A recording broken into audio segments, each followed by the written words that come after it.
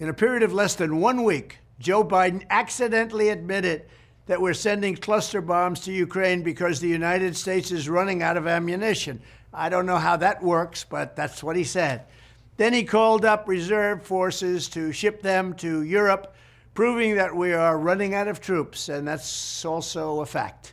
We have very few people signing up to join our military. These actions reveal just what an insanely dangerous situation Biden and the demented warmongers have led us into. Less than 3 years ago, I'd fully rebuilt the United States military and steered America into such a strong global position that peace was breaking out all over the world. We had peace through strength. 29 months later, the arsenals are empty, the stockpiles are bare, the treasury is drained, the ranks are being hollowed out, our country has been totally humiliated, and we have a corrupt, compromised president, crooked Joe Biden, who is dragging us into World War III. And that's what's happening on behalf of a nation that paid his family millions and millions of dollars in obvious bribes. All you have to do is take a look at how much China, how much Ukraine have paid the Biden family. It's a total disgrace and a very dangerous one. Under these circumstances, the notion that we would even consider admitting Ukraine into NATO at this time is completely unhinged. Joe Biden can't even walk up a flight of stairs on Air Force One, and he can't put two sentences together. The last thing that this incompetent administration should be doing is risking war with a nuclear-armed Russia or China or other countries. We have somebody that doesn't have a clue representing us. When I'm back in the White House on day one, we are returning to a foreign policy that puts America's interests first. America's chief interest in Eastern Europe is peace and stability. We want people to stop dying. This war should never have happened, but it is long past time to end the senseless death and destruction. The numbers are much worse than you're reading about or hearing about or than they're telling you.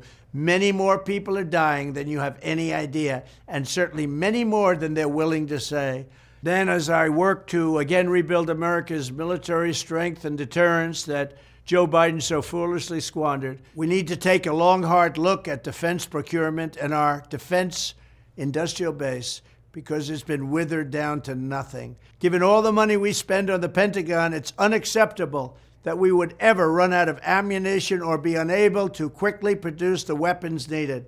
I will provide record funding for our military, just as I did 4 great years. If you think about what we were able to do, 4 great years of rebuilding our military, and we rebuilt it bigger and better and stronger than ever before. And now look at what's happened. We have no ammunition, as told stupidly by our president to the world so that everybody could know it.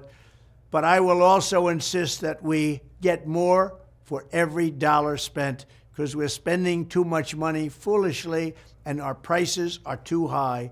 In addition, I will ask Europe to reimburse us for the cost of rebuilding the stockpiles sent to Ukraine, which they should be doing now, but Joe Biden is too weak and too disrespected to even ask. The fact is that we've spent almost $200 billion in helping Ukraine, and Europe has spent just a tiny fraction of that amount. As Biden's call-up of reserve troops show, we also clearly need to address the embarrassing recruitment situation in the USA. Joe Biden's woke policies and political purges have repulsed many great patriots from serving. They don't want to serve in our military. Frankly, they disrespect our president. That's a big factor. I will restore the proud culture and honor traditions of America's armed forces, and there will be no Marxism allowed, no communism allowed, and we'll get rid of the fascists. Thank you very much.